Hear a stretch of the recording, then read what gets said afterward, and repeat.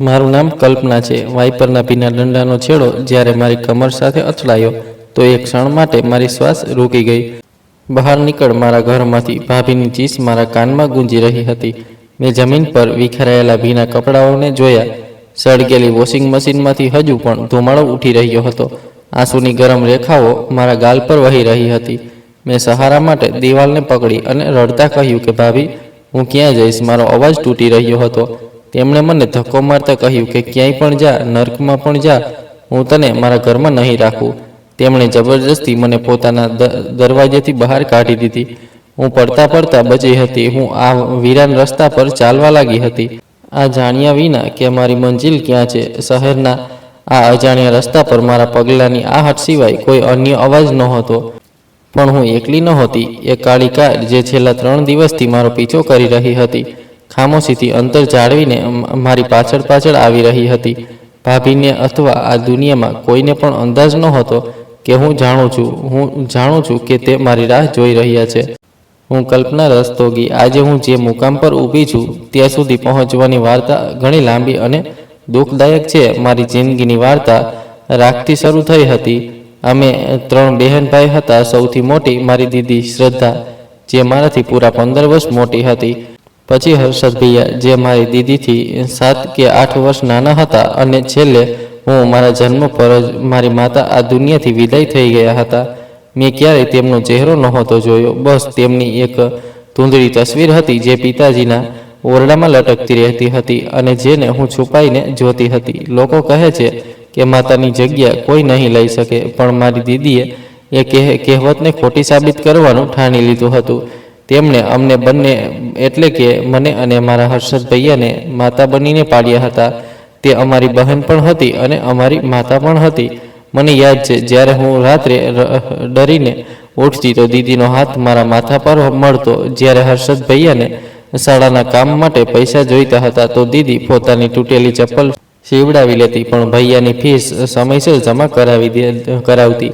પિતાજી માતાના મૃત્યુ પછી જણ તૂટી ગયા હતા। તે દુનિયાથી દૂર થઈને રહેતા હતા અને અવારનવાર બીમાર રહેવા લાગ્યા હતા।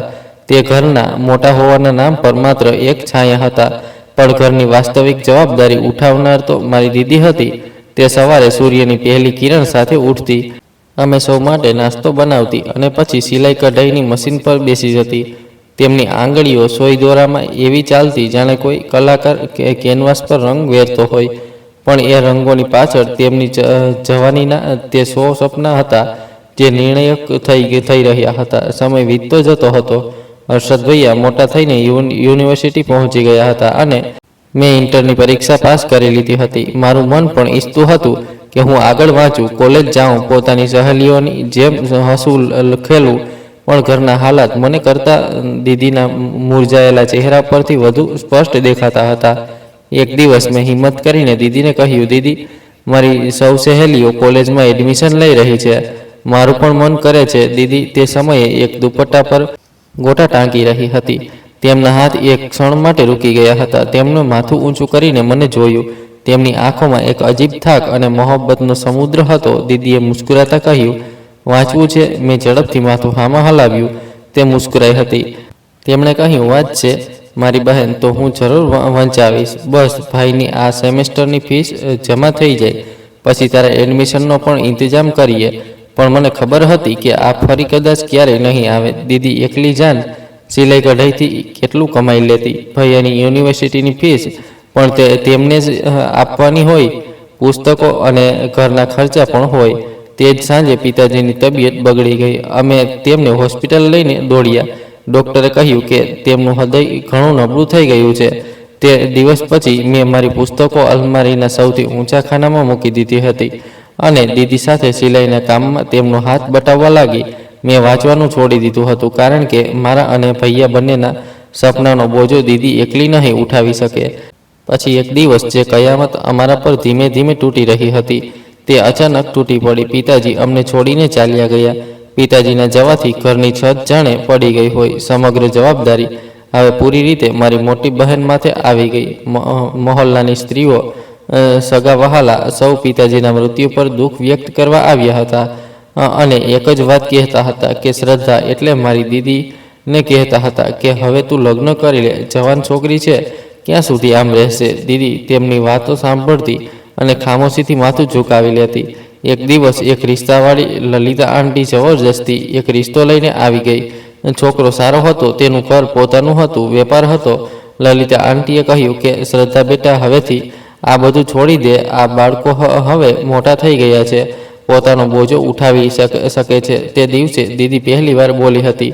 તેમના અવાજમાં ગુસ્સો નહીં, એક અટલ નિર્ણય હતો. લલિતા આંટી, જો મેં લગ્ન કરી લેતા તો મારી કલ્પના અને હર્ષદ ક્યાં જશે? હું તેમના માથા પર છત જોઈને જ મારી આંખો બંધ કરીશ. દીદીએ અમારી ખાતર પોતે લગ્ન ન કર્યા. તે કહેતી કે મારી લગ્નની ઉંમર વીતી ગઈ છે, પણ સત્ય એ હતું કે તેમની ઉંમર અમારા ભવિષ્યની ચિંતામાં વીતી ગઈ હતી. અમારી ખુશીઓની કિંમત તે પોતાની જવાનીથી ચૂકવી રહી હતી. પિતાજીના જવા પછી અમારી જિંદગીનો સહારો માત્ર 2 વસ્તુઓ જ રહી ગઈ હતી: દીદીની સિલાઈ મશીનનો અવાજ અને હર્ષદ ભૈયાની પુસ્તકો. દીદીએ પોતાની જવાનીના 100 રંગ એ કપડાઓ પર કઢાઈ કરી દીધા હતા, જેને તે સીલીને બીજાના ઘરોને આબાદ કરી રહી હતી. તેમની આંખોની નીચે કાળા વર્તુળો પડવા લાગ્યા હતા અને વાળમાં સફેદી આવવા લાગી હતી. બીજી તરફ હર્ષદ ભૈયા યુનિવર્સિટીના છેલ્લા વર્ષમાં પહોંચી ગયા હતા. તે અમારો ગર્વ હતા, અમારી આશાઓ હતા. દીદી કહેતી કે જે દિવસે હર્ષદ અધિકારી બનશે, હું આ મશીનને હાથ પણ નહીં લગાવું. પણ કિસ્મતને કદાચ અમારી આ નાની નાની ખુશીઓ પણ મંજૂર નહોતી. એક સાંજે દીદી પૈસા ગણતી હતી, કદાચ કોઈનું રાશન અને દૂધનો હિસાબ બરાબર કરતી હતી. ભૈયા, જે કેટલાક દિવસથી ઘણા ચૂપચાપ હતા, તેમની પાસે આવીને બેઠા હતા. તેમનો ચહેરો ગુંજાયેલો હતો અને નજરો ઝૂકેલી હતી. દીદી, તેમણે ઘણી હિચકિચાટ સાથે દીદીને અવાજ આપ્યો. દીદીએ ચશ્માના કાચમાંથી તેમને જોયું. હા હર્ષદ, કહો, શું વાત છે? તમે બરાબર તો છો? કંઈ જોઈએ છે તમને? તેમના શબ્દોમાં એ જ મમતા હતી જે તેમણે અમારા પર ન્યોછાવર કરી દીધી હતી. ભૈયાએ ગળું સાફ કર્યું અને કહેવા લાગ્યા કે દીદી, મારે તમારી સાથે એક જરૂરી વાત કરવી છે. દીદીએ પૈસા એક બાજુએ મૂક્યા અને પૂરી રીતે તેમની તરફ ધ્યાન આપવા લાગી. તેમણે કહ્યું કે બોલો મારા ભાઈ, શું વાત છે? હર્ષદ ભૈયાએ કહ્યું કે દીદી, હું યુનિવર્સિટીમાં એક છોકરીને પસંદ કરું છું. એક ક્ષણ માટે ઓરડામાં પૂરી રીતે સન્નાટો છવાઈ ગયો હતો. સિલાઈ મશીન પણ ખામોશ હતી અને સમય પણ જાણે થંભી ગયો હોય. હું જે બીજા ઓરડાના પડદા પાછળથી આ બધું જોઈ રહી હતી. મારું હૃદય પણ જોરથી ધડક્યું હતું. દીદીએ એક લાંબી શ્વાસ લીધી. તેમના ચહેરા પર ગુસ્સો નહોતો, પણ એક ઊંડી વિચારણા હતી. તેમણે કહ્યું, કોણ છે એ છોકરી? ભૈયાએ ઝડપથી કહ્યું કે તેનું નામ કિરણ છે, મારી સાથે જ વાંચે છે. દીદી, તે ઘણી સારી છોકરી છે. પણ દીદીએ કહ્યું, પણ શું? પણ તે લોકો ઘણા અમીર છે. દીદી, તે ઘણા વધુ ખાવા પીવાના લોકો છે. દીદી મુસ્કુરાઈ. એ મુસ્કાન જે તેમના થાકેલા ચહેરા પર એક તેજસ્વી દીવો જેવી હતી. દીદીએ કહ્યું, તો શું થયું? અમીર છે તો માણસ તો છે જ ને. જો મારા ભાઈને પસંદ છે તો હું કાલે જ જઈને રિશ્તો માંગી લઈશ. આ સાંભળીને તો ભૈયાનો ચહેરો ખીલી ઉઠ્યો હતો. તેમણે કહ્યું, દીદી, કે તમે સાચું કહો છો? તમે સાચે જ ત્યાં જશો? દીદીએ ઉઠતા કહ્યું કે હા, જરૂર જઈશ. આખરે તમે જ તો મારું બધું છો. તમે ખુશ હો તો હું પણ ખુશ છું. મેં મારી જિંદગી તો ગુજારી લીધી છે. હવે હું મારા બંને બહેન ભાઈઓના લગ્ન કરવા માંગુ છું અને તેમના ઘર વસતા જોવા માંગુ છું. બીજા દિવસે દીદીએ અલમારીમાંથી એ કપડાં કાઢ્યા જે કદાચ તેમણે પોતાના દહેજ માટે ક્યારેક સાચવીને રાખ્યા હશે. હળવા ગુલાબી રંગનો સૂટ જેના પર સાદી કઢાઈ હતી. તેમણે મને પણ સાથે ચાલવા કહ્યું હતું. કહેવા લાગી કે કલ્પના, તું પણ સાથે ચાલ. ભાઈના રિશ્તા માટે બહેનો જ જાય છે. જ્યારે અમે રિક્ષામાંથી આલિશાન ઘરની સામે ઉતર્યા તો મારી આંખો ફાટી રહી ગઈ હતી. એટલો મોટો દરવાજો, એટલા બધા નોકરો. અમને એક મોટા ડ્રોઈંગ રૂમમાં બેસાડવામાં આવ્યા હતા. દરેક વસ્તુ ચમકતી હતી. હું અને દીદી કદાચ આ વાતાવરણમાં ઘણા અજાણ્યા લાગતા હતા. ઘણીવાર પછી એક ઘણી અભિમાની સ્ત્રી અંદર આવી હતી. તે માથાથી પગ સુધી બ્રાન્ડેડ લાગતી હતી. તેમણે અમને એવું જોયું જાણે અમે ભૂલથી ત્યાં આવી ગયા હોઈએ. જી કહો, તેમણે ઠંડા અવાજમાં કહ્યું હતું. દીદીએ હિંમત ભેગી કરી અને કહેવા લાગી કે બહેનજી, હું હર્ષદની મોટી બહેન છું. મારો ભાઈ તમારી દીકરી કિરણ સાથે યુનિવર્સિટીમાં વાંચે છે. તો આ સ્ત્રીએ પોતાની આઈબ્રો ઊંચી કરી દીધી. આગળ બોલી, અમે હર્ષદ માટે તમારી દીકરીનો રિશ્તો માંગવા આવ્યા છીએ. દીદીએ મજબૂતીથી કહ્યું. એટલું સાંભળતાની સાથે જ આ સ્ત્રીએ એક ઝેરી હાસ્ય કર્યું. કહેવા લાગી, રિશ્તો? કોનો રિશ્તો? એ તમારો ભાઈ છે જે યુનિવર્સિટીમાં ફીસ પણ મુશ્કેલીથી આપે છે, તેનો રિશ્તો લઈને આવી છો? દીદીનો ચહેરો લાલ થઈ ગયો હતો. દીદીએ કહ્યું કે જુઓ બહેનજી, પૈસાની જ વાત છે. હજુ દીદીની વાત પૂરી નહોતી થઈ કે એ સ્ત્રીએ તેમની વાત કાપી નાખી અને કહેવા લાગી, તમારા લોકોની ઓકાત છે અમારી દહલીજ પર પગ મૂકવાની? યુનિવર્સિટીમાં સાથે વાંચવાનો અર્થ એ નથી કે તમે લોકો રિશ્તેદારીના સપના જોવા લાગો. અમારી દીકરી માટે કોઈ રાજકુમારનો રિશ્તો આવશે, તમારા જેવા ભિખારીઓનો નહીં. આ શબ્દો નહોતા, તેજાબ હતા જે મારી દીદીના હૃદય પર પડ્યા હતા. દીદીએ કહ્યું કે તમે અમારી બેઇજ્જતી કરી રહ્યા છો. બેઇજ્જતી? તે હસી અને કહેવા લાગી, બેઇજ્જતી તેની થાય છે જેની કોઈ ઇજ્જત હોય. જાઓ અને આગળથી ક્યારેય આ ઘર તરફ પલટીને પણ ન જોવું. અને એ છોકરાને પણ સમજાવી દેજો કે પોતાની ઓકાતમાં રહે. દીદીએ મારો હાથ પકડ્યો અને અમે ત્યાંથી ઉઠીને ઊભા થયા. એ દિવસે ઘર પાછા ફરવાનો રસ્તો અત્યંત લાંબો અને સાવધાન લાગતો હતો. ઘર પહોંચીને ભૈયા જે બેચેનીથી અમારી રાહ જોઈ રહ્યા હતા, દીદીનો અને મારો ઉતરેલો ચહેરો જોઈને બધું સમજી ગયા હતા. ભૈયાએ ધીમેથી કહ્યું, ઇનકાર કરી દીધો ને દીદી? ભૈયાના અવાજમાં દુઃખ હતું. દીદીએ તેમને ગળે લગાવી લીધા હતા અને કહ્યું કે કોઈ વાત નહીં હર્ષદ, હું તારો રિશ્તો ક્યાંક બીજે કરી દઈશ. આનાથી પણ સારી છોકરી લાવીશ તારા માટે. પણ ભૈયાએ પોતાને દીદીથી અલગ કરી લીધા હતા. તેમની આંખોમાં આંસુ નહીં, એક વ્યથા ભરી જીદ હતી. તેમણે આટલા શબ્દોમાં કહ્યું કે ના દીદી, લગ્ન થશે તો કિરણથી જ થશે, નહીંતર આ ઘરમાં આજ પછી લગ્નનું નામ પણ નહીં લેવાય. ભૈયાના મોઢેથી આ શબ્દો સાંભળીને અમારા તૂટેલા ઘરની દિવાલોમાં દરાર આવી ગઈ હતી કે લગ્ન થશે તો કિરણથી થશે, નહીંતર સમગ્ર જિંદગી કોઈની સાથે લગ્ન નહીં કર્યું. દીદીએ તેમનો ચહેરો જોયો હતો કે જે ક્યારેક તેમનું માન હતું, આજે તે કોઈ અજાણ્યા જેવો લાગતો હતો. દીદીએ કહ્યું કે હર્ષદ, તું હોશમાં તો છે? દીદીના અવાજમાં દુઃખની એક લહેર ઉઠી હતી. તેમણે કહ્યું, તું આ જીદમાં અમને સૌને બરબાદ કરી દેશે. હર્ષદ ભૈયા પોતાની જગ્યાએથી ઉઠ્યા અને કડવાહટ સાથે મુસ્કરાયા. બરબાદ? દીદી, બરબાદ તો હું થઈ ગયો છું. જ્યારે હૃદય જ મરી જાય તો શરીરને જીવંત રાખીને શું કરવું? તે આ કહીને ઓરડામાંથી નીકળી ગયા હતા. અને એ દિવસ પછી હર્ષદ ભૈયાએ જાણે ખામોશીનો દરવાજો રાખી લીધો હોય. તે યુનિવર્સિટી જવાનું છોડી ચૂક્યા હતા, મિત્રો સાથે મળવાનું બંધ કરી દીધું હતું અને અવારનવાર તે ઓરડામાં બંધ રહેતા હતા. દીદી તેમના માટે ખાવાનું લઈને જતી હતી, પણ તે પ્લેટને પણ હાથ નહોતા લગાવતા. તેમની આ હાલત અમે બંને બહેનો જોઈ નહોતી શકતી. દીદીની આંખો હર સમયે સોજી રહેતી હતી. તે સિલાઈ મશીન પર બેસતી હતી, પણ તેમના હાથ કાંપતા હતા અને તે વારંવાર તૂટી જતી હતી. એક રાત્રે મેં દીદીને પ્રાર્થના કરતી વખતે રડતા જોયા હતા. તે ભગવાનને કહી રહી હતી કે હે ભગવાન, આ કેવી પરીક્ષા છે? મેં મારા ભાઈને પોતાના લોહીથી સિંચ્યો છે. તે એક છોકરીની ખાતર મનેથી મોઢું ફેરવી રહ્યો છે. જ્યારે તે પ્રાર્થના કરી ચૂકી તો મેં તેમના ખભા પર હાથ મૂક્યો હતો. મેં કહ્યું, દીદી, ભૈયા બરાબર થઈ જશે. દીદીએ મારા હાથ પર પોતાનો હાથ મૂક્યો. તેમનો હાથ બરફ જેવો ઠંડો હતો. તેમણે કહ્યું, કલ્પના, તે બરાબર નહીં થાય જ્યાં સુધી તેને તેની મંજિલ ન મળી જાય. મેં ડરતા કહ્યું, પણ દીદી, તે લોકો ઘણા ખરાબ છે જેમણે અમારી બેઇજ્જતી કરી હતી. દીદીએ એક ઊંડો શ્વાસ લીધો.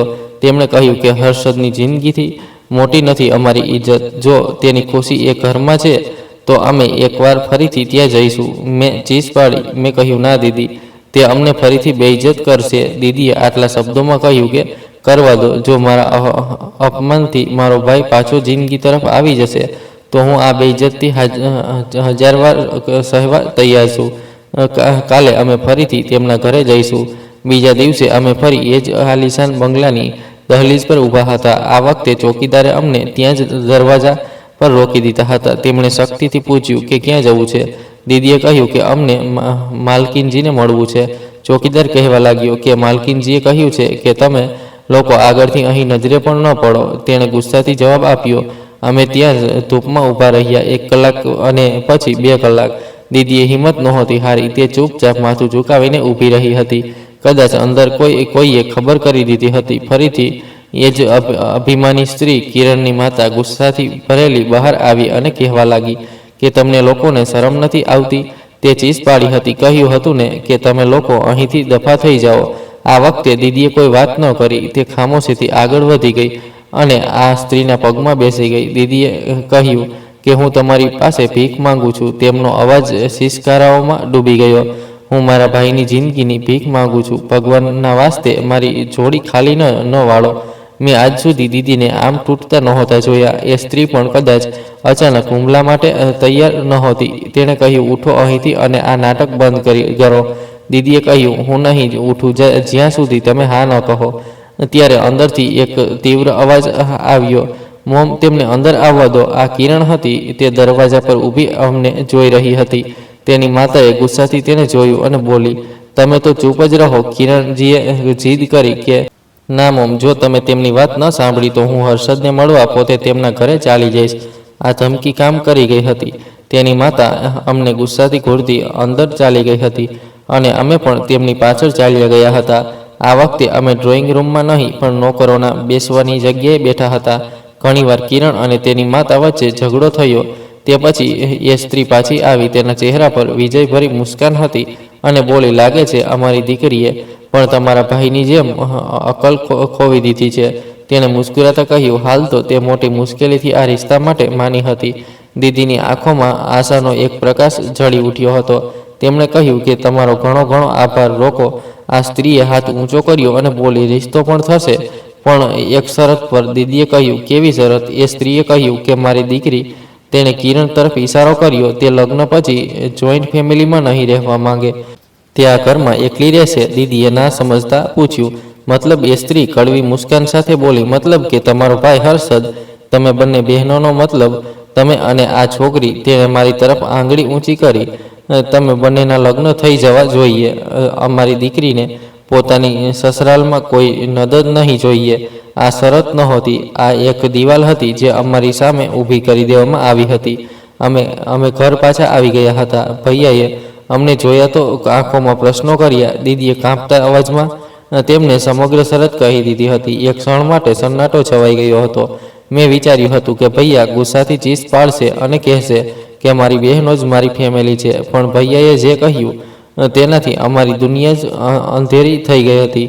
તેમણે દીદી તરફ જોયા વિના ઠંડા શબ્દોમાં કહ્યું કે દીદી, આ લગ્ન હું તમારી ખુશી માટે નથી કરતો. હું કિરણથી મોહબ્બત કરું છું અને જો એ છોકરી સાથે મારા લગ્ન ન થયા તો હું સમગ્ર જિંદગી કોઈની સાથે લગ્ન નહીં કરું.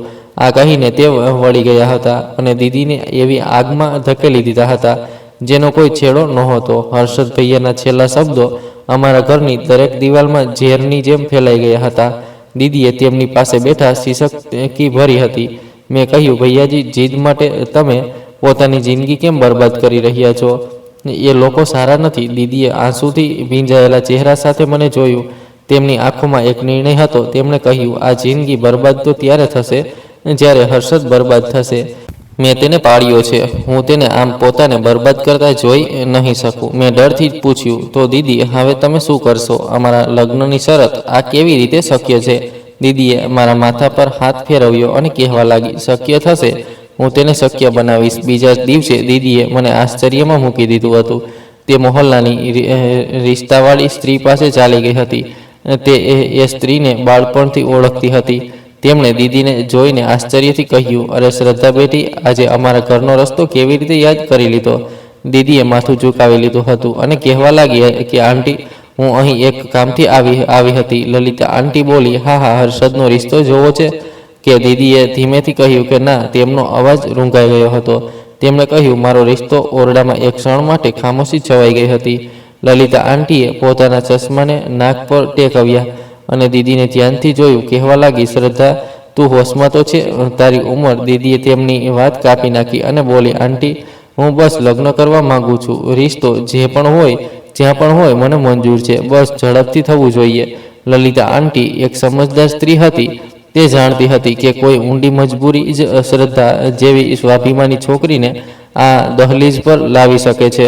તેમણે કહ્યું, ઠીક છે બેટી, હું જોઉં છું. 3 દિવસ પછી લલિતા આંટી અમારા ઘરે આવી હતી. તેમના ચહેરા પર સુકૂન નહીં પણ એક અજીબ હિચકિચાહટ હતી. તેમણે ધીમેથી કહ્યું કે એક રિશ્તો આવ્યો છે. શ્રદ્ધા દીદી કહેવા લાગી કે હું તૈયાર છું. આંટીએ તુરંત જવાબ આપ્યો, બેટી, પહેલાં મારી વાત તો સાંભળી લે. તેમણે પોતાનું ગળું સાફ કર્યું અને બોલી, માણસની ઉંમર ઘણી વધારે છે. પહેલી પત્ની ઘણા સમય પહેલાં મરી ગઈ હતી. સારું ખાવા પીવાનું કુટુંબ છે, તેનો પોતાનો વેપાર છે. દીદીએ કહ્યું, ઠીક છે આંટી. પછી તેમણે કહ્યું કે તેના 2 દીકરા અને 1 દીકરી પણ છે અને ત્રણેય જવાન છે, લગ્ન શુદ્ધ છે. આ સાંભળીને મારું હૃદય ડૂબી ગયું હતું. મેં ચીસ પાડી હતી. મેં કહ્યું, દીદી તમે આ શું કરી રહ્યા છો? એટલી ઉંમરનો માણસ, જવાન બાળકો, તે તમને પત્ની નહીં નોકરાણી બનાવીને લઈ જશે. દીદીએ શક્તિથી મને ઘૂર્યું અને બોલી, તું ચૂપ રહે. પછી લલિતા આંટી તરફ વળી, આંટી મેં આ રિશ્તો સ્વીકાર છે. તમે તેમને કહો કે જેટલી ઝડપથી શક્ય હોય લગ્ન કરી લે. લલિતા આંટીએ અફસોસથી માથું હલાવી દીધું હતું અને ચાલી ગઈ હતી. હું દીદીને વળગીને રડી રહી હતી. મેં કહ્યું, દીદી પ્લીઝ આમ ન કરો, ભૈયાને સમજાવો. તેમણે મને પોતાનાથી અલગ કર્યું અને કહ્યું કે ના કલ્પના, હવે કંઈ સમજાવવાનો સમય નથી રહ્યો. હવે માત્ર કુરબાનીનો સમય છે. 1 અઠવાડિયાની અંદર બધું થઈ ગયું હતું. લગ્ન ઘણા સાદા રીતે થયા હતા. હર્ષદ ભૈયા લગ્નમાં હાજર નહોતા થયા. તેમણે મેસેજ કરીને કહ્યું હતું કે તે કિરણની ફેમિલી સાથે પોતાના લગ્નની શોપિંગમાં વ્યસ્ત છે.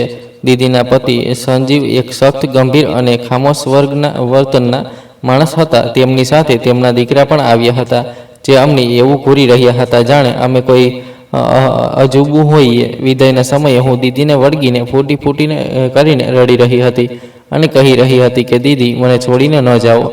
દીદીએ મારા આંસુ સાફ કરતાં કહ્યું કે પાગલી, હું તને છોડીને ક્યાં જઈ રહી છું? બસ હર્ષદના લગ્ન થઈ જાય પછી હું તને પણ પોતાની પાસે બોલાવી લઈશ.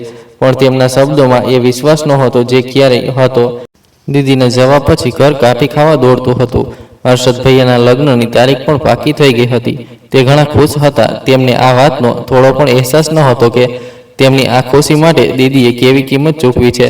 હું દીદીને મળવા માટે બેચેન હતી. તેમના લગ્નને 10 દિવસ થઈ ગયા હતા અને તેમની કોઈ ખબર નહોતી આવી. મેં તેમને ફોન કરવાનો પ્રયાસ પણ કર્યો હતો, પણ દર વખતે ફોન તેમના પતિએ ઉઠાવ્યો હતો અને તે કહેતા હતા કે શ્રદ્ધા વ્યસ્ત છે. તેમનો આ સામાન્ય જવાબ જ હતો. એક દિવસ મનેથી રહેવાયું નહીં. મેં રિક્ષા લીધું અને તેમના સરનામાં પહોંચી ગઈ. આ એક આલિશાન ઘર હતું. મેં ડરતા ઘંટી વગાડી હતી. તેમના મોટા દીકરાએ દરવાજો ખોલ્યો, જેનું નામ શેખર હતું. તેણે મને ઓળખ્યા વિના ઠંડા શબ્દોમાં પૂછ્યું કે જી, તમને કોની સાથે મળવું છે? મેં કહ્યું, હું શ્રદ્ધાની બહેન કલ્પના છું. તેના ચહેરાના અભિવ્યક્ત વધુ સખ્ત થઈ ગયા હતા. તેણે કહ્યું કે અચ્છા, તો તું છે? મેં કહ્યું, મને મારી દીદીને મળવું છે. તેણે એ જ રટેલો જવાબ આપ્યો કે તે વ્યસ્ત છે. મેં કહ્યું, ના, મને હમણાં જ મળવું છે. મેં હિંમત કરી ત્યારે અંદરથી સંજીવજીનો ગર્જના કરતો અવાજ આવ્યો. કોણ છે? શેખરે કહ્યું કે પપ્પા, તેની બહેન આવી છે. એટલામાં સંજીવ પોતે દરવાજે આવી ગયા હતા અને કહેવા લાગ્યા કે તેને કહી દે કે તે કામમાં વ્યસ્ત છે. તેને મહેમાનોને મળવાનો સમય નથી. મેં ચીસ પાડી કે ના, મને મારી બહેનને મળવું છે. તે મારી બહેન છે. બસ એકવાર મને મારી બહેનને મળવા દો. સંજીવજીએ મને આશ્ચર્યથી જોયું અને કહેવા લાગ્યા, તે આ ઘરની વહુ છે. જા અને આગળથી અહીં આવતા પહેલાં ફોન કરીને આવજે. તે પહેલાં કે હું કંઈ કહું, દરવાજે મારા મોઢા પર જ બંધ કરી દેવામાં આવ્યો. હું ત્યાં જ ઊભી આંસુ વહાવતી રહી. મને આ બંધ દરવાજાની પાછળથી દીદીની શિસકારાઓના અવાજ તો નહોતો આવ્યો, પણ મને તેમના વાસણ માંજવાનો અવાજ સ્પષ્ટ સંભળાઈ રહ્યો હતો. મારી દીદી, જેણે અમને પાળ્યા હતા, આજે પોતે નોકરાણી બની ચૂકી હતી. હું આ બંધ દરવાજાથી ટેકો લઈને ત્યાં જ ચોખટ પર બેસી ગઈ હતી. મારા આંસુ સુકાઈ ગયા હતા. હૃદયમાં એક અજીબ ડર હતો. મારી દીદી, મારી માતા આજે આ આલિશાન જેલખાનામાં નોકરાણી બની ચૂકી હતી અને હું તેમના માટે કંઈ પણ નહોતી કરી શકતી. હું જ્યારે પાછી ઘરે પહોંચી તો જોયું કે ભૈયા આઈનાની સામે ઊભા પોતાના લગ્નની શેરવાનીનો નાપ આપી રહ્યા હતા. તેમનો ચહેરો ખુશીથી ચમકી રહ્યો હતો. મને જોઈને તે એક ક્ષણ માટે રોકાયા. કહેવા લાગ્યા, તું ક્યાં રહી ગઈ હતી? કલ્પના, તેમના શબ્દોમાં ચિંતા નહોતી, એક અસહ્યતા હતી. મેં મોટી મુશ્કેલીથી અવાજ કાઢ્યો હતો અને કહ્યું કે ભૈયા, હું દીદીના સસરા ગઈ હતી. શેરવાનીનો નાપ લેતા દરજીની સામે તે અચાનક શક થઈ ગયા. તેમણે દરજીને જોવાનો ઈશારો કર્યો. જ્યારે તે ચાલ્યો ગયો તો તે મારી તરફ વળ્યા. તેમની આંખોમાં ગુસ્સો હતો. તેમણે કહ્યું, તું ત્યાં કેમ ગઈ હતી? તે ગર્જના કરી હતી. તને ખબર છે ને કે કિરણની માતાએ કેવી શરત રાખી છે? જો તેમને ખબર પડી ગઈ કે તું હજુ આ ઘરમાં છે તો તે આ રિશ્તો તોડી દેશે. હું ભૈયા પર ચીસ પાડી હતી. મેં કહ્યું, ભૈયા, તે અમારી મોટી બહેન છે. તે બરાબર નથી. તેમના સાસરાવાળાઓએ મને તેમને મળવા પણ નહોતા દીધા. તે જરૂર કોઈ મુસીબતમાં છે. હર્ષદ ભૈયાએ હાથ ઊંચો કર્યો અને કહેવા લાગ્યા, મને કંઈ સાંભળવું નથી. દીદીએ પોતાની મરજીથી લગ્ન કર્યા છે. તે બધું સંભાળી લેશે, પોતાનું ઘર, પોતાનું કુટુંબ. તું બસ મારા લગ્ન પર ધ્યાન આપ. આ તે ભાઈ નહોતો જેને હું જાણતી હતી. આ કોઈ બીજું હતું જેને માત્ર પોતાની ખુશી પ્રિય હતી. આગલા અઠવાડિયે હર્ષદ ભૈયાના લગ્ન કિરણથી થઈ ગયા હતા. ઘર, મહેમાન અને પ્રકાશ અને હાસ્યથી ભરેલું હતું. પણ મારા માટે આ ઘર એક વીરાના જેવું હતું. દીદી આ લગ્નમાં નહોતી આવી. ભૈયાએ કહ્યું હતું કે તેમણે ફોન કર્યો હતો, પણ દીદીના પતિએ કહ્યું હતું કે તે બીમાર છે, કોઈ લગ્નમાં હાજરી આપી નહીં શકે. ભૈયાએ આ વાતને આસાનીથી માની લીધી હતી, કારણ કે તે પોતાના લગ્નમાં કોઈની કોઈ ખરાબી નહોતા ઈચ્છતા. કિરણ ભાભી બનીને આ ઘરમાં આવી ગઈ હતી. તે પોતાની સાથે દહેજનો એટલો બધો સામાન લાવી હતી કે અમારું નાનું ઘર ભરાઈ ગયું હતું. પહેલા દિવસથી જ તેમણે ઘરનું નિયંત્રણ સંભાળી લીધું હતું. લગ્નના હજુ 3 દિવસ જ ગયા હતા. હું કિચનમાં વાસણ ધોઈ રહી હતી જ્યારે ભાભી ત્યાં આવી ગઈ અને અવાજમાં આદેશ આપવા લાગી કે કલ્પના હર્ષદ સાથે તારી વાત થઈ? મેં ન સમજતા કહ્યું કે ના ભાભી, કયા વિશે? ભાભીએ કહ્યું કે એ જ તું અહીંથી ક્યારે જઈ રહી છે? તેમણે સીધો પ્રશ્ન કર્યો. મારા હાથમાંથી ભીનું ગ્લાસ પડતું બચ્યું હતું. ભાભી, મારો મતલબ, હું આરામથી બોલી હતી. ભાભી કહેવા લાગી કે એ જ શરત હતી કે હર્ષદની બંને બહેનોના લગ્ન થઈ જવા જોઈએ. એકના તો થઈ ગયા છે, હવે તારી વારી છે. હું આ ઘરમાં આરામથી રહેવા માંગુ છું, અને સાચું કહું તો મને નનદો સાથે રહેવાની આદત નથી. હું ખામોશીથી માથું ઝુકાવી ગઈ હતી. એ રાત્રે ભૈયા ઘરે આવ્યા તો ભાભીએ તેમની સાથે એ જ વાત કરી. મેં પોતાના કાનથી તેમને કહેતા સાંભળ્યું હતું કે હર્ષદ, તું પોતાની બહેનનું કંઈ વિચાર, મને ખાનગીપણું જોઈએ. આગલા દિવસે ભૈયા મારી પાસે આવ્યા, કહેવા લાગ્યા કે કલ્પના, મેં તારા માટે એક રિશ્તો શોધી કાઢ્યો છે. આ સાંભળીને મારું હૃદય ધડક થઈ ગયું હતું. મેં કહ્યું એટલી ઝડપથી. તેમણે કહ્યું કે હા, છોકરો ઘણો સારો છે. મારા યુનિવર્સિટીના એક મિત્રનો કઝિન છે, બહાર રહે છે, બીજા દેશમાં. તેના ઘરવાળા અહીં રહે છે. મેં કહ્યું પણ ભૈયાએ મારી વાત રોકી દીધી અને કહેવા લાગ્યા, પણ કાંઈ નહીં. તેમણે નિર્ણય સંભળાવી દીધો હતો કે તે લોકો કાલે તને જોવા આવી રહ્યા છે. છોકરો રજા પર આવ્યો છે. તેને 15 દિવસમાં પાછા પણ જવું છે. તે ઈચ્છે છે કે જવા પહેલાં તેના લગ્ન થઈ જાય. બધું એટલી ઝડપથી થયું હતું કે મને વિચારવાનો મોકો પણ ન મળ્યો હતો. તે લોકો આવ્યા. છોકરો, જેનું નામ વરુણ હતું, ખામોશ અને ગંભીર દેખાતો હતો. તેની માતા અને બહેનો મેળાપવાળી હતી. તેમણે મને જોઈને જ હા કરી દીધી હતી. મારા લગ્ન પણ એ જ સાદગીથી કરી દેવામાં આવ્યા હતા, જે સાદગીથી દીદીને વિદા કરવામાં આવી હતી. મારા પતિ વરુણ સાથે સાચે જ એક સારો માણસ હતો. તે એક જોઈન્ટ ફેમિલીમાં રહેતો હતો, પણ મને તેની ફેમિલીથી કોઈ ખાસ ફરિયાદ નહોતી. મારી સાસુ અને જેઠાણીઓ ભાભીથી બિલકુલ અલગ હતી. તેમણે મને દીકરી બનાવીને રાખી હતી. વરુણે મને કહ્યું હતું કે કલ્પના, મને ખબર છે બધું ઘણી ઝડપમાં થયું, પણ હું તને ખુશ રાખવાનો પૂરો પ્રયાસ કરીશ. લગ્નના માત્ર 15 દિવસ પછી જ તે પાછા ચાલ્યા ગયા હતા. એ દિવસ ઘણો ઉદાસ હતો, પણ મારા હૃદયમાં એક આરામ હતો કે મારા સસરાવાળા ઘણા સારા હતા. જિંદગી ઘણી સારી વહી રહી હતી. વરુણ દર અઠવાડિયે ફોન કરતા હતા અને મારા માટે અલગથી ખર્ચો મોકલતા હતા. મેં અનેકવાર દીદીથી વાત કરવાનો પ્રયાસ કર્યો હતો, પણ દર વખતે નિષ્ફળતા મળી હતી. મેં ભૈયાને ફોન કર્યો હતો, પણ તે ભાભી સાથે ક્યાંક ને ક્યાંક ફરવા ઘૂમવામાં વ્યસ્ત રહેતા હતા. મને લાગ્યું હતું કે કદાચ હવે મારી જિંદગીની મુશ્કેલીઓ પૂરી થઈ ગઈ છે, પણ હું નહોતી જાણતી કે આ આરામ એક ઘણા મોટા તોફાનની ઓળખ છે. મારા લગ્નને 6 મહિના વીતી ગયા હતા. વરુણને ગયા હોય એટલો જ સમય વીતી ગયો હતો. આ 6 મહિનામાં મારા સસરાવાળાઓએ મને પાંપણ પર બેસાડીને રાખી હતી. મારી સાસુ, જેમને હું મમ્મીજી કહેતી હતી, બિલકુલ મારી દીદી જેવી મોહબ્બતવાળી હતી. મારી જેઠાણીઓ શ્રુતિ અને દિવ્યા બિલકુલ બહેનો જેવી હતી.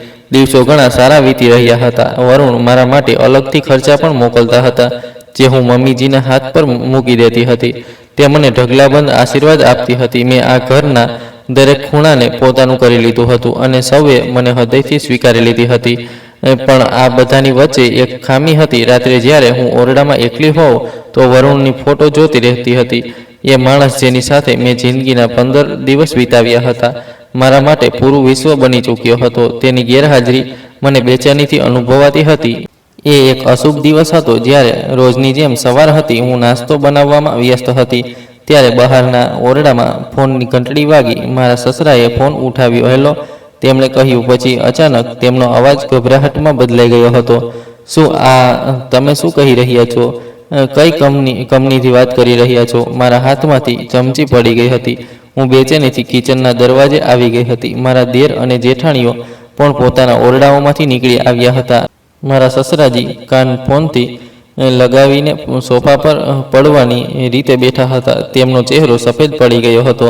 ક્યારે થયું? આ કેવી રીતે થયું? ના, કોઈ ભૂલ થઈ છે તમને? મમ્મીજીએ ગભરાઈને પૂછ્યું. શું થયું? બધું બરાબર તો છે ને?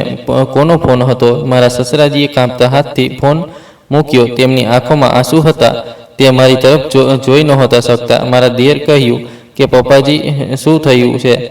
તેમણે તેમના ખભા હલાવ્યા. વરુણ ભૈયા બરાબર તો છે ને? આ સાંભળતાની સાથે જ મારું હૃદય ગળામાં આવી ગયું હતું. મારા સસરાજીએ હિંમત ભેગી કરી. તેમનો અવાજ એક ઘાયલ માણસ જેવો નીકળ્યો હતો. તેમણે કહ્યું કે વરુણ હવે આ દુનિયામાં નથી રહ્યો. એક ક્ષણ માટે પૂરા ઓરડામાં સન્નાટો છવાઈ ગયો હતો, જાણે કોઈએ હવામાંથી સમગ્ર ઓક્સિજન ખેંચી લીધી હોય. મમ્મીજી ચીસ પાડી હતી. ના, આ તમે શું કહી રહ્યા છો? આવું ન થઈ શકે. મારો દીકરો, આ બધું જૂઠ છે. મારા સસરાજીનો અવાજ તૂટી રહ્યો હતો. તેમણે કહ્યું કે બહાર કામ પર તેનો અકસ્માત થઈ ગયો. કંપનીથી ફોન આવ્યો હતો. તે કહી રહ્યા હતા કે બધું પૂરું થઈ ગયું છે. ના, હું ચીસ પાડી. મારો અવાજ મને અજાણ્યો લાગી રહ્યો હતો. મેં કહ્યું કે આવું ન થઈ શકે. હજુ તો કાલે જ મારી તેમની સાથે વાત થઈ હતી. તે બિલકુલ બરાબર હતા. તે કહી રહ્યા હતા કે તે ઝડપથી મને પોતાની પાસે બોલાવી લેશે. હું મારા સસરાજીના પગમાં પડી ગઈ અને કહેવા લાગી કે પાપાજી, સાચું કહો, આ જૂઠ છે ને? તેમણે ભૂલથી કોઈ બીજાનું કહી દીધું હશે, અથવા તમને કોઈ ભૂલ થઈ ગઈ. વરુણને કંઈ ન થઈ શકે. મારા સસરાજીએ રડતા પોતાનું માથું નામમાં હલાવી દીધું. આ દિવસ મારા પર કયામત બનીને તૂટી ગયો હતો. એક ક્ષણ મને એવું અનુભવાતું હતું જાણે મારી જિંદગી, જે હજુ શરૂ પણ નહોતી થઈ, ત્યાં જ પૂરી થઈ જશે. એ માણસ જેની સાથે મેં માત્ર 15 દિવસ વિતાવ્યા હતા, તેના જવાનો દુઃખ એટલું હતું કે લાગતું હતું મારું હૃદય ફાટી જશે. મારું સસરા, જે કાલ સુધી સ્વર્ગ હતું, આજે એક મમતાની જગ્યા બની ચૂક્યું હતું. દરેક તરફ રડવા, ચીસ પાડવાના અવાજો આવી રહ્યા હતા. પણ અસલી કયામત તો હજુ તૂટી જ નહોતી. અસલી પરીક્ષા તો હજુ શરૂ થવાની બાકી હતી. મને તે સમયે અંદાજો નહોતો કે જે છતને હું પોતાનો સૌથી મોટો આધાર સમજી રહી હતી, તે જ છત મનેથી છીનવવાની છે. મને નહોતું ખબર કે વરુણની માતા મારી જિંદગીમાં માત્ર દુઃખની નહીં, પણ બેઇજ્જતીનો એક નવો રસ્તો ખોલવાનો હતો. વરુણને ગયા હોય કેટલાક દિવસ જ થયા હતા. હું તેમની વિધવા બની ગઈ હતી. ઘરમાં હજુ સુધી શોક મનાવવામાં આવી રહ્યો હતો, પણ હું મારી સાસુ અને જેઠાણીઓના વર્તનમાં એક અજીબ બદલાવ અનુભવી રહી હતી. એ મમ્મીજી, જે મને પોતાની દીકરી કહેતા હતા, હવે મારાથી નજરો ચોરી રહ્યા હતા. એક સવારે હું કિચનમાંથી નીકળી તો તે ત્રણેય લાઉન્જમાં બેઠા ધીમે ધીમે વાતો કરી રહ્યા હતા. મને જોઈને તે ચૂપ થઈ ગયા હતા. મમ્મીજી, મેં હિંમત કરીને કહ્યું. શું છે? મારી સાસુએ પહેલીવાર તીવ્ર શબ્દોમાં જવાબ આપ્યો હતો. મારી મોટી જેઠાણી શ્રુતિ, જે ક્યારે મારી બહેનો જેવી હતી, આજે તેની આંખોમાં નફરત હતી. તે કહેવા લાગી કે સાંભળો છોકરી, હું કહી રહી હતી કે હવે તારા આ ઘરમાં કોઈ જગ્યા નથી. આ સાંભળીને મારું હૃદય ડૂબી ગયું હતું. મેં કહ્યું, ભાભી, તમે આ શું કહી રહ્યા છો? તેમણે કહ્યું કે એ જ જે તે સાંભળ્યું છે. મારી સાસુએ ઊભા થતાં કહ્યું કે અમારો દીકરો મરી ચૂક્યો છે. તું અહીં રહીને શું કરીશ? તારો આ ઘરથી હવે શો સંબંધ? હું તેમના પગમાં પડી ગઈ અને રડ કરીને કહેવા લાગી કે મમ્મીજી, વરુણ મારા પતિ હતા. આ ઘર મારું છે. મારી સાસુએ કહ્યું, આ ઘર ત્યાં સુધી તારું હતું જ્યાં સુધી મારો દીકરો જીવતો હતો. મારી બીજી જેઠાણીએ કહ્યું કે હવે તું અમારા માટે એક બોજો છે. જા, પોતાના ભાઈના ઘરે ચાલી જા. તેમણે મારી બાંહ પકડી અને મને ઘસડતા દરવાજા સુધી લાવી હતી. મારું નાનું બેગ, જેમાં મારા 2 જોડી કપડાં હતા, બહાર ફેંકી દેવામાં આવ્યા હતા અને કહેવામાં આવ્યું હતું કે જા, દફા થઈ જા અહીંથી. પછી દરવાજો મારા મોઢા પર જ બંધ થઈ ગયો હતો. એ દિવસે હું આંસુ વહાવતી પોતાના ભૈયાના ઘરે આવી હતી. મેં વિચાર્યું હતું કે હર્ષદ ભૈયા મારું લોહી, મારો આધાર બનશે. એ દિવસે મારા ભૈયા કામના સંબંધમાં શહેરથી બહાર ગયા હતા. ઉપરવાળાએ મારા ભાઈને ઘણી તરક્કી આપી દીધી હતી. તેમની પાસે ઘણા પૈસા આવી ગયા હતા. તે લાખોમાં રમતા હતા. તેમનું ઘર કોઈ મહેલથી ઓછું નહોતું. બીજી તરફ દીદીનું કંઈ પતું નહોતું. સાંભળવામાં આવ્યું હતું કે તેમના પતિએ તેમને લઈને બહાર શિફ્ટ થઈ ગયા, કારણ કે તે લગ્ન પછી દીદીને અમે બંને બહેન ભાઈઓથી મળવા પણ નહોતા દેતા. મેં રડતા રડતા ઘંટી વગાડી. કિરણ ભાભીએ દરવાજો ખોલ્યો હતો. મને જોઈને તેમની આંખોમાં ખુશી નહીં પણ લાચારી આવી ગઈ હતી. તેમણે કહ્યું કે તું અહીં શું કરી રહી છે? ભાભી, મેં રડતા કહ્યું કે હર્ષિત ભૈયા ઘરે છે. ભાભીએ રૂખા શબ્દોમાં જવાબ આપ્યો, ના, તે ઘરે નથી, કામના સંબંધમાં બહાર ગયા છે. પછી કોઈ દિવસ આવજે. મેં કહ્યું, ભાભી. એટલા પર મારી આંખોમાંથી આંસુ નીકળી આવ્યા હતા. ભાભી, હું હવે એ ઘરમાં પાછી નહીં જઈ શકું. મારા પતિ વરુણ હવે આ દુનિયામાં નથી. ભાભીએ જાણે આ વાતની ખબર નહોતી પડી. તે ન તો મારા પતિના અંતિમ સંસ્કારમાં હાજર થઈ હતી, હું એ જ સમજી રહી હતી.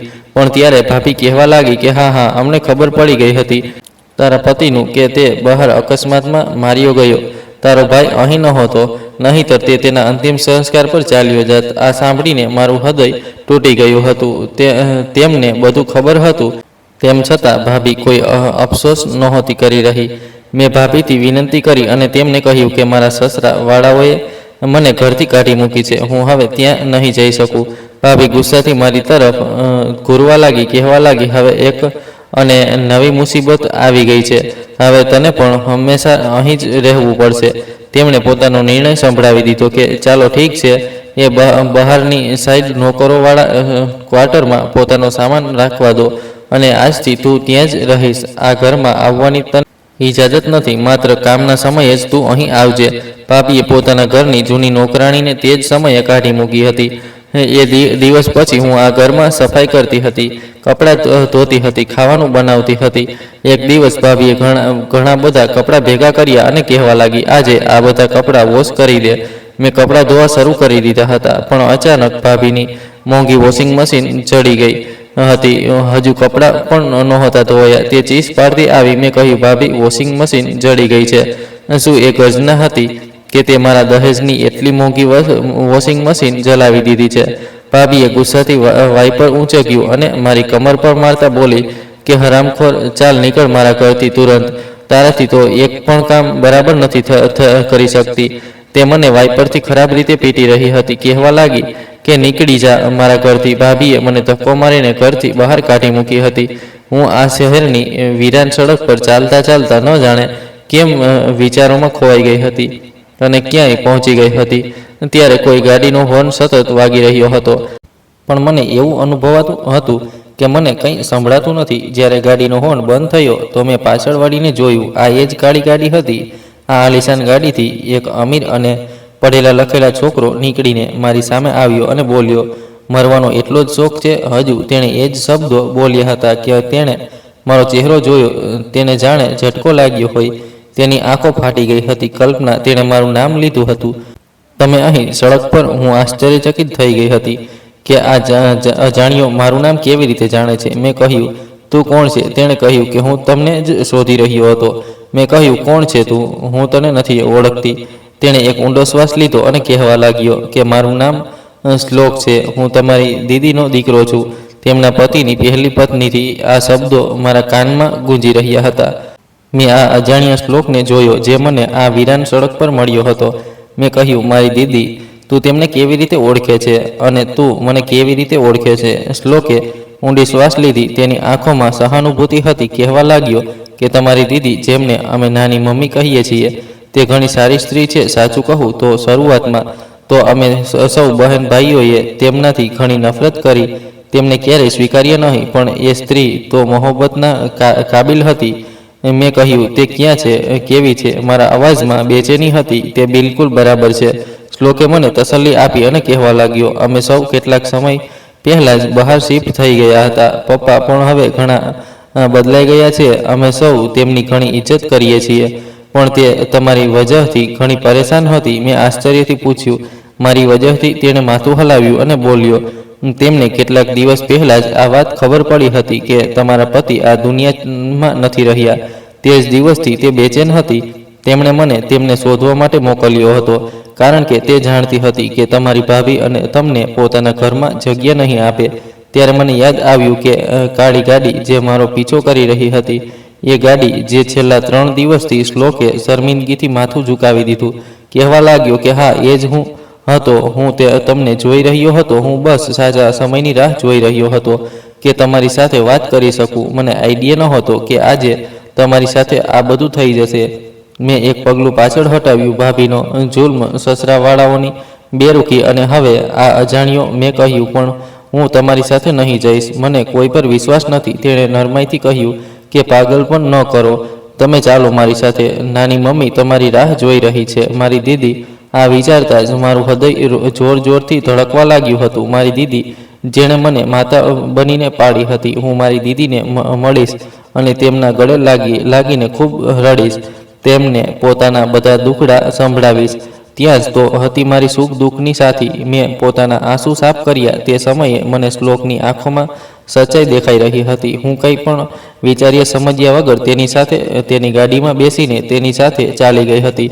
સફર લાંબી હતી પણ ખામોશ હતી. મારા દિમાગમાં હજારો પ્રશ્નો હતા. શું સાચે જ દીદી ખુશ થઈ જશે? શું તેમના સસરાવાળા મને સ્વીકાર કરી લેશે? ગાડી એક ઘણી સુંદર અને આરામદાયક ઘરની સામે જઈને ઊભી રહી હતી. આ ભાભીના ઘર જેવું મહેલ નહોતું, પણ એક આરામદાયક અને પોતાનાપણાથી ભરેલું ઘર લાગતું હતું. શ્લોકે મારા હાથમાં પકડેલું નાનું થેલું ઊંચક્યું અને મને અંદર આવવાનો ઈશારો કર્યો. નાની મમ્મી. તેણે ઘરમાં દાખલ થતાં જ અવાજ આપી, જુઓ હું કોને લઈને આવ્યો છું. એક ઓરડામાંથી જે સ્ત્રી બહાર આવી, જેને જોઈને મારો શ્વાસ અટકી ગયો હતો. આ મારી દીદી હતી, પણ તે એવી નહોતી જેવી મેં તેમને છેલ્લી વાર જોયા હતા. તે ઘણી તંદુરસ્ત અને આરામદાયક લાગી રહી હતી. તેમના ચહેરા પર થાક નહોતો, જે સિલાઈ મશીન ચલાવતા ચલાવતા આવી ગયો હતો. તેમણે પહેલા શ્લોકને જોયું અને પછી તેમની નજરો મારા પર પડી હતી, જે દરવાજે સહમીને ઊભી હતી. એક ક્ષણ માટે વખત થંભી ગયો હતો. કલ્પના. તેમનો અવાજ કાંપી ગયો હતો. દીદી. મારા મોઢામાંથી પણ દીદી શબ્દ નીકળ્યો હતો. ના, પણ મારી આત્માથી નીકળ્યો હતો. હું દોડીને તેમના પગમાં પડી ગઈ હતી અને ફૂટીને રડી પડી હતી. મારી બાળકી દીદીએ મને જમીનથી ઊંચકી અને પોતાના છાતીથી લગાવી લીધી હતી. કહેવા લાગી કે તું આવી ગઈ છે. હું ક્યારેય તારી રાહ જોઈ રહી હતી. મને બધું ખબર પડી ગયું હતું. હું તેમની સાથે લીપટાઈને રડતી રહી હતી. મેં કહ્યું, દીદી, તે ઘણા ખરાબ છે. ભાભીએ મને માર્યો. તેમણે મને ઘરથી કાઢી મૂકી. મારું કોઈ નથી તમારા સિવાય. બસ એટલું કહીને તેમણે મારી પીઠ થપથપાવી. બસ મારી બહેન હવે તો મારી પાસે આવી ગઈ છે.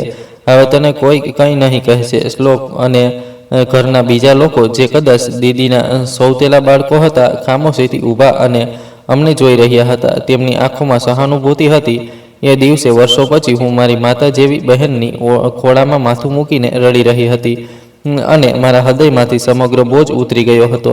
સાચે જ હું મારી દીદીને મળીને જે ખુશી મને મળી હતી તે વર્ણન કરવા લાયક નહોતી. આ એ દીદી હતી જેને મેં છેલ્લી વાર એક જેલખાનામાં જોઈ હતી. આ એક આત્મવિશ્વાસથી ભરેલી, આરામ અને ખુશ મુસ્કુરાતી સ્ત્રી હતી.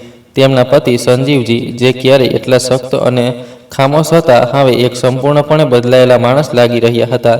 તે દીદીથી અત્યંત મોહબ્બત અને ઇજ્જતથી વર્તતા હતા. પણ સૌથી મોટો બદલાવ શ્લોક અને તેના બીજા ભાઈ બહેનો હતા, જે બાળકો દીદીને પોતાની માતાના હત્યારા સમજતા હતા અને તેમનાથી નફરત કરતા હતા. આજે તેમની ઘણી ઇજ્જત કરતા હતા. તે તેમને નાની માતા નહીં, પણ સગી માતાથી વધુ ચાહતા હતા. મેં જોયું હતું કે ઘરનો દરેક સભ્ય, નાનો કે મોટો નિર્ણય મારી દીદીથી જ પૂછીને કરતો હતો. મારી દીદીને હવે આ ઘરમાં એ ઇજ્જત મળી હતી જેની તે હંમેશાથી હકદાર હતી.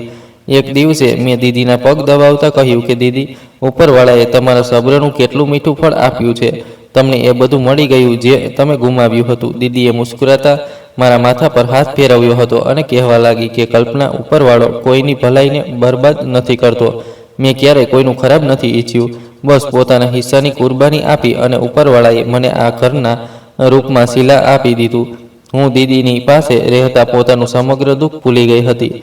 હું ઘરના કામોમાં તેમનો હાથ બટાવતી હતી અને શ્લોકના નાના બહેન ભાઈઓ સાથે સમય વિતાવતી હતી. કેટલાક દિવસો આમ જ આરામથી વીતી ગયા હતા. એક સાંજે દીદી મારા ઓરડામાં આવી. તેમના ચહેરા પર એક ખાસ ગંભીરતા હતી. તેમણે મારી પાસે બેસતા કહ્યું કે કલ્પના, મેં તેમને જોયા. તે કહેવા લાગી કે મારી બહેન પોતાની સમગ્ર જિંદગી આમ નહીં વિતાવશે. તું હજુ ઘણી નાની છે, તારી સાથે સમગ્ર જિંદગી પડી છે. મારું હૃદય કોઈ અજાણ્યા ડરથી ધડકી રહ્યું હતું. મેં કહ્યું, દીદી, હવે હું કોઈ પર વિશ્વાસ નથી કરી શકતી. મેં ઘણા ધોખા ખાધા છે. તેમણે કહ્યું, મારા પર તો કરે છે ને. તેમણે મારો હાથ મજબૂતીથી પકડી લીધો હતો અને બોલી કે હું તારી માતા છું ને અને બહેન પણ. હું તારા માટે ક્યારેય કંઈ ખોટું નહીં કરું. મેં કહ્યું, કહો દીદી, શું વાત છે? દીદીએ એક ઊંડી શ્વાસ લીધી અને બોલી, શ્લોક તારી સાથે લગ્ન કરવા માંગે છે. હું આ સાંભળીને ચોંકી ગઈ હતી. મારો ચહેરો શર્મિંદગીથી લાલ થઈ ગયો હતો. મેં કહ્યું, દીદી, તે તમારો દીકરો છે. મારી વાત સાંભળીને દીદી મુસ્કરાઈ ગઈ હતી અને કહેવા લાગી કે તે મારો સગો દીકરો નથી, તે મારા પતિનો દીકરો છે. એ જ તો હું તને સમજાવવા માંગુ છું. તે મારા પતિની પહેલી પત્નીનો દીકરો છે. આથી તે તારી સાથે લગ્ન કરીને આ ઘરમાં તને જગ્યા આપીને તને આધાર આપવા માંગે છે. હું ખામોશ થઈ ગઈ હતી. દીદીએ પોતાની વાત ચાલુ રાખી અને કહેવા લાગી કે ચાલો, ઘણો સારો અને શરીફ છોકરો છે. તેણે તને આ હાલતમાં જોયો અને ત્યારથી તે તારી ઇજ્જત કરવા લાગ્યો છે. તે તારી સાથે લગ્ન કરવા માંગે છે અને તેને આ વાતથી કોઈ મતલબ નથી કે તું વિધવા છે. મને શું જવાબ આપવો હતો? શ્લોક સાચે જ એક સમજદાર અને સુલઝેલો છોકરો હતો. આ કેટલાક દિવસોમાં મેં તેના વર્તનને સારી રીતે જોઈ લીધું હતું. તે મારી બહેનથી મોહબ્બત કરતો હતો અને તેમની ઘણી ઇજ્જત કરતો હતો. મેં આખરે માથું ઝુકાવી લીધું હતું અને દીદીને કહી દીધું હતું કે જે તમને ઠીક લાગે, તમે મારી જિંદગીનો જે પણ નિર્ણય કર્યો છે, હું તેમાં ખુશ રહીશ. દીદીએ મને ગળે લગાવી લીધી હતી. એક અઠવાડિયા પછી દીદીના કહેવા પર મારા લગ્ન શ્લોકથી થઈ ગયા હતા. આ મારી જિંદગીની સૌથી સુંદર શરૂઆત હતી, જેમાં કોઈ દેખાડો નહોતો, કોઈ શરત નહોતી, માત્ર ઇજ્જત અને પોતાનાપણું હતું. શ્લોકે મને એ મોહબ્બત અને ઇજ્જત આપી હતી જેના વિશે ક્યારેય મેં વિચાર્યું પણ નહોતું. તે મને ઘણી મોહબ્બત કરતા હતા. હું શ્લોકની સાથે એક સારી અને ખુશહાલ જિંદગી વિતાવવા લાગી હતી. દીદી આજે પણ મારી માતાની જેમ મારી સાથે હતી. તેમણે મને ક્યારેય માતાની ખામી આજે પણ અનુભવ નહોતી થવા દીધી. મારી બહેન જેમ મારાથી અલગ થઈ ગઈ હતી, મને ફરીથી મળી ગઈ. મારી જિંદગીમાં ખુશીઓ જ ખુશીઓ આવી ગઈ હતી. હું પોતાના વીતેલા સમયના જૂના ઘા ભરી ચૂકી હતી. મને લાગતું હતું કે હવે મારી જિંદગીમાં માત્ર આરામ જ આરામ છે, પણ જિંદગી કદાચ અમને સંપૂર્ણપણે આરામ ક્યારેય નથી આપતી. એક દિવસે જ્યારે અમે સૌ નાસ્તાના ટેબલ પર બેઠા હતા અને હસી રહ્યા હતા, ત્યારે દીદીના મોબાઈલની ઘંટડી વાગવા લાગી. આ હર્ષદ ભૈયાના પડોશીનો નંબર હતો. દીદીએ ફોન ઉઠાવ્યો. હેલો. તો બીજી તરફથી જે કહેવામાં આવ્યું તે સાંભળીને દીદીના હાથમાંથી મોબાઈલ પડી ગયો હતો. તેમની આંખો ફાટી ગઈ હતી. હર્ષદના ઘરે ક્યારે મારું હૃદય ડૂબી ગયું હતું. મેં કહ્યું, શું થયું દીદી? ભૈયા બરાબર તો છે ને? ભાભી કેવી છે? દીદીએ કાંપતા હાથોથી ફોન બંધ કર્યો. તેમના ચહેરા પર હવાઓ ઉડી રહી હતી. તેમનો અવાજ મોટી મુશ્કેલીથી નીકળ્યો. કલ્પના અજાયબ થઈ ગયું. રાત્રે હર્ષદના ઘરમાં આગ લાગી ગઈ હતી. આગ લાગી ગઈ, મેં અવિશ્વાસ કરતા અંદાજમાં દોહરાવ્યું હતું. શ્લોકે તુરંત ઊભા થઈને દીદીને પકડી લીધી, જે આઘાતથી કાંપી રહી હતી. મેં ચીસ કરીને કહ્યું કે દીદી, શું થયું છે? હર્ષદ ભૈયા તો બરાબર છે ને? ભાભી, બાળકો બધા કેવા છે? દીદીએ ફોન બંધ કર્યો. તેમનો ચહેરો સફેદ પડી ચૂક્યો હતો. તેમણે કહ્યું કે પડોશીનો ફોન આવ્યો હતો. તે કહી રહ્યો હતો કે રાત્રે તેમના ઘરમાં આગ લાગી ગઈ હતી. શુક્ર છે. તેમણે કાંપતા હાથોથી આંસુ સાફ કર્યા અને બોલી, શુક્ર છે કે કોઈની જાનને કોઈ નુકસાન નથી થયું. બધા સમયસર બહાર નીકળી આવ્યા હતા, પણ દીદીનો અવાજ દબાઈ રહ્યો હતો. ઘરનો સમગ્ર સામાન જળી ગયો. ભાભીનો સમગ્ર દહેજ, જ્વેલરી બધું રાખ થઈ ગયું. મારા હૃદયમાં એક ઠંડી લહેર ઉઠી હતી. એ જ દહેજ જેના પર ભાભી એટલો ઘમંડ કરતી હતી, એ જ મોંઘો સામાન જેના તૂટવા પર તેમણે મને માર માર્યો હતો. દીદીએ તુરંત શ્લોક તરફ જોયું અને બોલી, બેટા, ગાડી કાઢો, અમને ઝડપથી ત્યાં જવું પડશે. એ જ સમયે મેં તેમને અટકાવ્યા હતા. મેં કહ્યું, દીદી, તમે આ હાલતમાં ક્યાં જઈ રહ્યા છો? અને એ લોકો પાસે જેમણે અમને ધક્કા મારીને ઘરથી કાઢી મૂક્યા હતા. દીદીએ મારી તરફ જોયું. તેમની આંખોમાં ગુસ્સો નહોતો, એક ઠંડુ દુઃખ હતું. તે બોલી, તે ફરી પણ મારો ભાઈ છે. તેની પત્ની અને બાળકો આ સમયે ખુલ્લા આકાશ નીચે છે. આજે અમે તેમનો સાથ ન આપીએ તો આમાં અને તેમાં શો ફરક રહી જશે. શ્લોકે માથું હલાવ્યું અને બોલ્યો, નાની મમ્મી, તમે ઠીક કહી રહ્યા છો. તમે લોકો તૈયાર થઈ જાઓ, હું ગાડી લઈને આવું છું. જ્યારે અમે શહેરની એ ગલીમાં પહોંચ્યા તો મારું હૃદય ડૂબી રહ્યું હતું. એ ઘર જે ક્યારેક ભાભીની શાનનું નિશાન હતું, આજે એક ઠંડો ઢાંચો બનીને ઊભું હતું. બહાર ગલીમાં જડેલો સામાન વિખેરાયેલો પડ્યો હતો. હર્ષિત ભૈયા જે ક્યારેય લાખોમાં રમતા હતા, આજે એક ફાટેલી શર્ટ માથું ઝુકાવીને બહાર સીડીઓ પર બેઠા હતા. તેમની આંખોમાં ડર હતો. જેવા જ તેમણે અમને ગાડીમાંથી ઉતરતા જોયા તો તે આશ્ચર્યચકિત થઈ ગયા હતા. તે ઊભા થયા, પણ શર્મિંદગીથી તેમની નજરો ઝૂકેલી હતી. દીદી, તેમનો અવાજ મોટી મુશ્કેલીથી નીકળ્યો હતો. કલ્પના, તમે લોકો અહીં કેમ આવ્યા છો? દીદીએ કોઈ જવાબ ન આપ્યો. તે સીધા અંદર ચાલી ગઈ હતી. કિરણ ક્યાં છે? બાળકો ક્યાં છે? ભૈયાએ જવાબ આપ્યો કે બાળકો પડોશીના ઘરે છે અને કિરણ અંદર છે. અમે અંદર દાખલ થયા તો ઓરડાની દિવાલો કાળી થઈ ચૂકી હતી. દરેક તરફ જળેલા ફર્નિચરની દુર્ગંધ ફેલાયેલી હતી. કિરણ ભાભી એક ખૂણે ખુરશી પર બેઠી હતી, પણ આ એ ભાભી નહોતી જે ક્યારેય વાઇપરથી મને મારતી હતી. તેમની આંખો છતને ઘૂરી રહી હતી. ચહેરાનો એક ભાગ નિર્જીવ જેવો લાગી રહ્યો હતો અને તે સંપૂર્ણપણે ખામોશ હતી. શું થયું? અને દીદીએ ધીમેથી પૂછ્યું. ભૈયાનો અવાજ તૂટી ગયો હતો. ભૈયાએ કહ્યું કે આને ઊંડો આઘાત લાગ્યો છે. જ્યારે આને પોતાનો સમગ્ર દહેજ બધું જડીને રાખ થતું જોયું તો આ સહન ન કરી શકી. તેનું બીપી એટલું ઊંચું થઈ ગયું હતું કે આને પેરાલાઇઝનો હુમલો આવી ગયો. ભૈયા અમારા પગમાં પડી ગયા હતા અને કહેવા લાગ્યા કે દીદી, મને માફ કરી દે. કલ્પના, તું પણ મને માફ કરી દે પ્લીઝ. તમે બંને ભગવાન માટે મને માફ કરી દો. તે ફૂટી ફૂટીને રડી રહ્યા હતા અને બોલ્યા, આ બધું મારા પાપોની સજા છે. મેં પોતાની બહેનો પર જુલ્મ કર્યો. મેં પોતાની માતા જેવી બહેનને ઘરથી કાઢી મૂકી અને પોતાની પત્ની પર ઘમંડ કર્યો. આજે મારો સમગ્ર ઘમંડ ખાકમાં મળી ગયો. ત્યારે ભાભી જે ખુરશી પર બેઠી હતી તેમની નજર અમારા પર પડી. તેમની આંખોમાં પહેલા આશ્ચર્ય, પછી ડર અને અત્યંત શર્મિંદગી ઉભરી આવી હતી. તે બોલવાનો પ્રયાસ કરી રહી હતી, પણ તેમના મોઢામાંથી માત્ર અજીબ શબ્દો નીકળી રહ્યા હતા જે અમારી સમજમાં નહોતા આવી રહ્યા. તેમની આંખોમાંથી સતત આંસુ વહી રહ્યા હતા. તેમણે પોતાનો એ હાથ જે બરાબર હતો દીદી તરફ વધાર્યો, જાણે ભીખ માંગી રહી હોય. મારું હૃદય જે પથ્થરનું થઈ ચૂક્યું હતું આ દ્રશ્યને જોઈને પીગળી ગયું હતું. દીદી આગ વધી અને ભાભીના માથા પર હાથ મૂકી દીધો. બસ. તેમના અવાજમાં મમતા હતી. તેમણે ભાભીને કહ્યું કે બસ કરો કિરણ, ઘણું રડી લીધું. તમે લોકોએ. ફરી તે ભૈયા તરફ વળી અને કહેવા લાગી કે ઉઠો હર્ષદ, અમે તમારાથી બદલો લેવા નથી આવ્યા. અમે તમને પોતાની સાથે લઈ જવા આવ્યા છીએ. ભૈયાએ આશ્ચર્યથી માથું ઊંચું કર્યું હતું. દીદીએ કહ્યું કે હા. મેં પણ આગળ વધીને ભૈયાને આધાર આપ્યો હતો. મેં કહ્યું, ભૈયા, દીદી ઠીક કહી રહ્યા છે. તમે અમારી સાથે ચાલશો. એ દિવસે અમે તેમને પોતાના ઘરે લઈ આવ્યા હતા. શ્લોક અને મારા સસરા વાળાઓએ અમારો સાથ આપ્યો હતો. આજે આ વાતને અનેક વર્ષ વીતી ગયા હતા. ભાભીની હાલત એ જ છે.